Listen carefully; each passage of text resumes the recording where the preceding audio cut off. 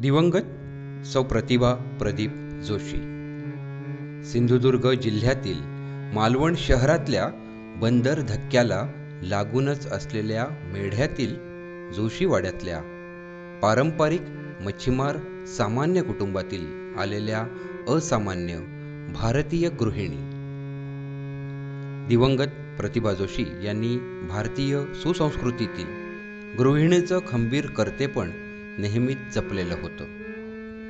तारकर्ली इथं माहेरच्या म्हणजे पूर्वाश्रमीच्या कुमारी शारदा शिवराम कोळंबकर असलेल्या प्रतिभा प्रदीप जोशी यांची घरंदाजपणे कुटुंबवत्सलता जपायचे कौशल्य आणि सोबतच समाज आणि आपल्या परिसरातल्या बऱ्या वाईट प्रसंगांमध्ये शांतपणे धावून जायची वृत्ती ही त्यांच्यातल्या सामाजिक समृद्धतेच्या सकस बीजांची जाणीव होती.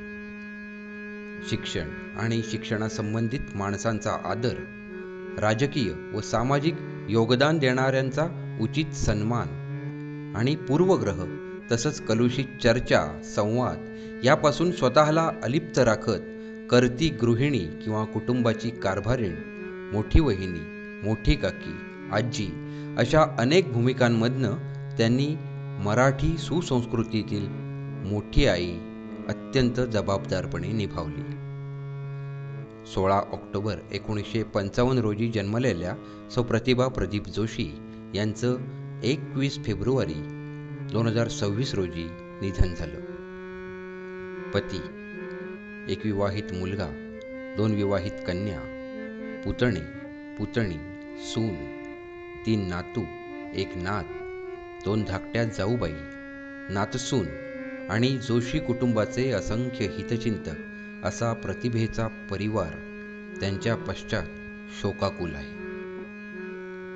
वादळ, तुफान, उधाण, त्सुनामी, गढूळता आणि स्थैर्य अशा असंख्य स्थितींचा सामना करूनही दर्याच्या सन्मानाची सात्विकता अढळ असते. अगदी तशाच दर्याच्या असंख्य स्थितींचे मानवी अनुभवीकरण सोसून स्वतःतील खंबीर पण प्रसन्न प्रतिभेची ज्योत तेवत राखलेल्या दिवंगत सौ प्रतिभा प्रदीप जोशी यांच्या स्मृतींना विनम्र वंदन.